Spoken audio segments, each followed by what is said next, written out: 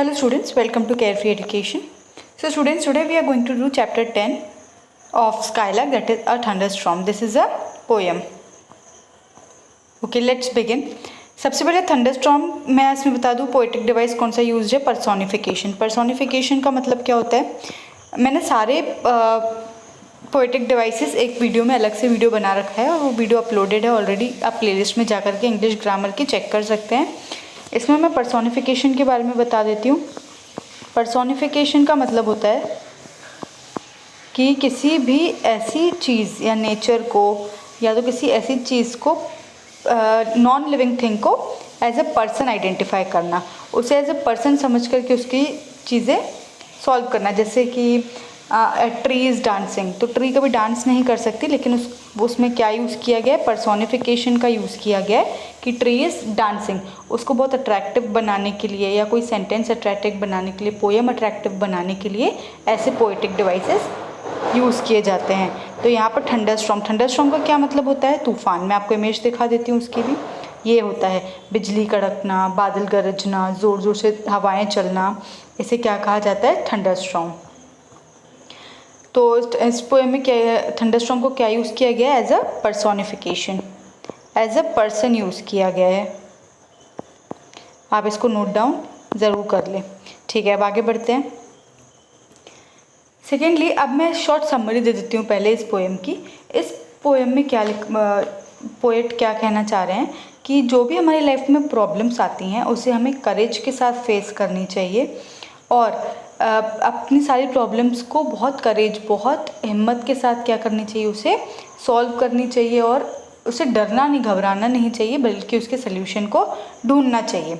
इस पोएम की last 2 line में पोएट ने इसको किसके थ्रू समझाया गया है, थंडरस्टॉर्म के. थंडरस्टॉर्म क्या होता है, जो तूफान आंधी आते हैं उसके बाद भी पेड़ हिलते नहीं हैं, गिरते नहीं हैं. क्या होता है, बस उसको कंट्रोल करते रहते हैं और डगमगाते नहीं हैं बिल्कुल भी. तूफान जब तक चलता रहता है उसके बाद वो वापस वैसे के वैसे ही खड़े रहते हैं. तो ऐसे ही हमें भी अपने लाइफ में क्या है, प्रॉब्लम्स को सॉल्व करते रहना चाहिए, उससे डरना नहीं चाहिए. इसमें लास्ट में पोएम के लास्ट 2 लाइन में क्वेश्चन भी पूछा गया है पोएट ने कि जो थंडरस्टॉर्म आता है, जो ये तूफान आते हैं, जो प्रॉब्लम्स नेचर के साथ आ रही हैं, क्या वो सच में नेचर की वजह से ही हैं या हम ह्यूमंस की वजह से भी आ रही हैं. तो अब चैप्टर में लाइन बाय लाइन पढ़ते हैं तो और हमें ज़्यादा क्लियर हो जाएगा पोएट हमें और क्या समझाना चाहते हैं. The wind begun to rock the grass. Wind begun मतलब तूफान आया और उसने क्या किया, रॉक द ग्रास. ग्रास झूमने लगी. जो ग्रास होती है ना, घास जो होती है, वो क्या करने लगी, पूरी झूमने लग गई, इतनी तेज़ तूफान आ रहा था. With threatening tunes and low.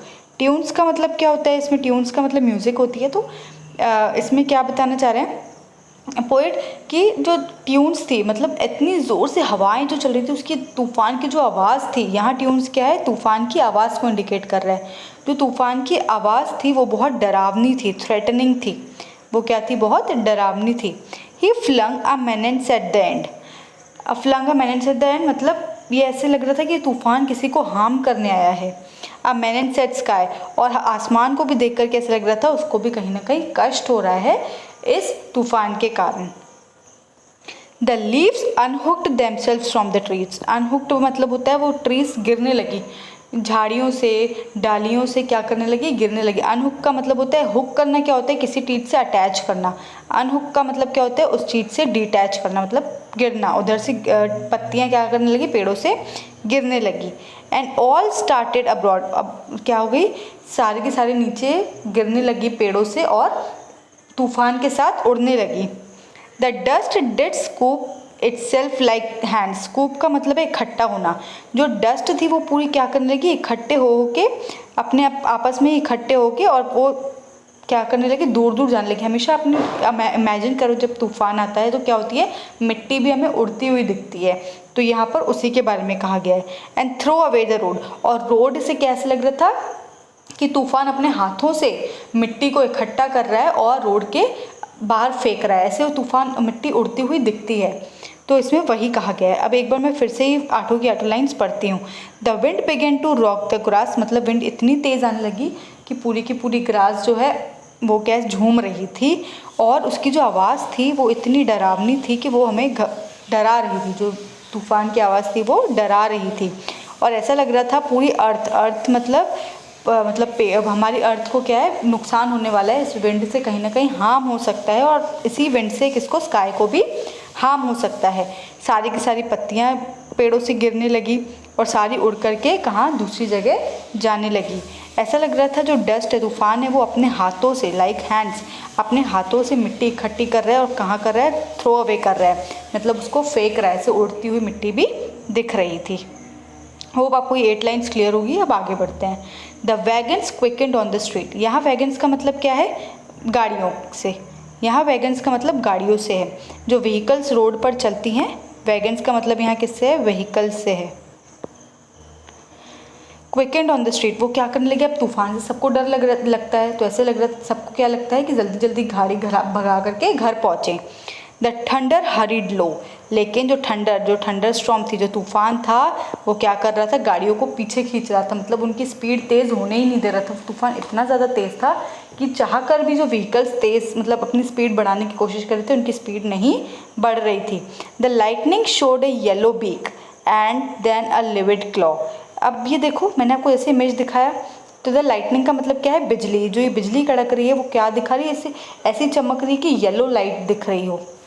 बिजली ऐसे चमक रही है कि येलो लाइट दिख रही हो और इतनी तेज़ लगी जैसे चोंच होती है ना चिड़िया की चोंच। बीक का मतलब यहाँ क्या है किससे कंपेयर किया गया है लाइटनिंग को जो बिजली है उसको किससे कंपेयर किया गया है येलो बीक से। येलो बीक मतलब जो चिड़िया की चोंच होती है ना जितनी तीखी होती है ऐसे लग रहा था बिजली उतनी तीखी क्या है कड़क रही है। And then a livid claw.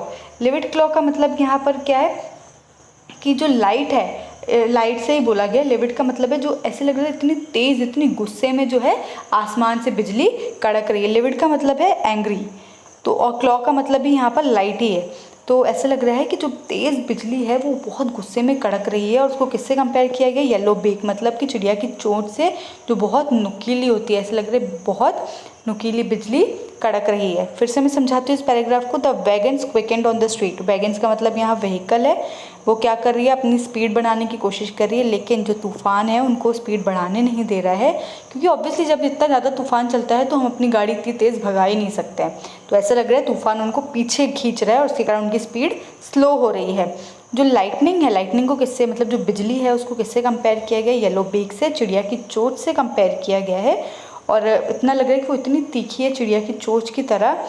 And then a livid claw ऐसा लग रहा है कि इतनी तेज़ गुस्से में वो गरज रही है। The birds put up the bars to the nest. जो बर्ड्स हैं उन्होंने क्या किया अपनी नेस्ट को संभालना शुरू किया और अपनी नेस्ट की तरफ चली गई। The cattle flew to the barns. Cattle का मतलब क्या होता है गाय गोट काऊ गोट बफेलो ये सब क्या करने लगे अपनी अपनी जगह पर अपने अपने घर दौड़ भाग कर छुपने लगे। There come one drop of a giant rain. उसके बाद फाइनली बारिश शुरू हुई और इतना मोटा जनरली आपने देखी होगी कभी कभी इतनी मोटी मोटी बूंदें गिरती हैं बारिश की वैसे ही सबसे जाइंट मतलब बहुत बड़ी बारिश का एक ड्रॉप गिरा। And then as if the hands that held the dams had parted bold. यहाँ पर डैम्स का मतलब क्लाउड से है कि यहाँ पर डैम्स का मतलब किससे ये दोनों लाइन्स आपको कनेक्ट करनी पड़ेगी समझने के लिए। And then as if the hands that held the dams had parted hold.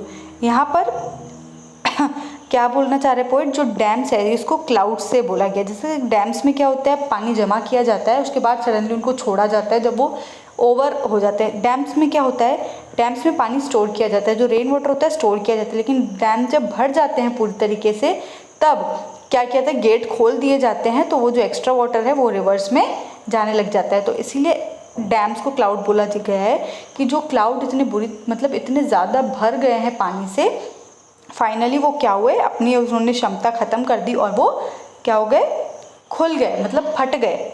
And waters ragged the sky. Ragged का मतलब यहाँ है फटना। हम लोग जनरली बोलते हैं ना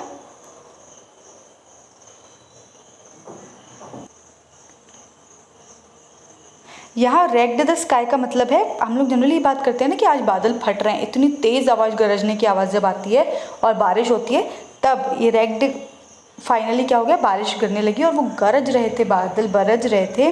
तो रेग्ड का मतलब यही है कि ऐसे लग रहा था कि डैमेज हो रहा है स्काई में, और वो इतनी ज़ोर ज़ोर से बादल गरज रहे थे। But overlooked my father's house. अच्छा, अब यहाँ तक तो पोइट ने क्या किया, थंडरस्टॉर्म की बात की, लेकिन अब फाइनली उन्होंने इस क्वेश्चन की तरफ ये 2 लाइन्स में क्या किया है, क्वेश्चन पूछने की कोशिश की है। बट यहाँ बट जो है ये बहुत सारी चीज़ें बता रहा है। Overlook my father's house just quartering a tree, क्या बोल रहा है वो, पर मैंने जब अपने पापा के घर की तरफ देखा तब वहाँ उस घर में क्या था, उस घर को कोई भी डैमेज नहीं हो रहा था, वहाँ पर एक सिंगल ट्री थी और वो घर इतनी सेफ्टी से बना हुआ था कि उसको कोई भी दिक्कत नहीं हुई। तो इनडायरेक्टली वो क्या बोलना चाह रहा है कि घर पे तो सब लोग सेफ बैठे हैं, लेकिन जो बाहर नेचर है वो कितना ज़्यादा हार्म हो रहा है। और नेचर किसकी वजह से हार्म हो रहा है, हम ह्यूमंस की वजह से, हम डिफॉरेस्टेशन कर रहे हैं। ये सब चीज़ें इसमें हिडन है।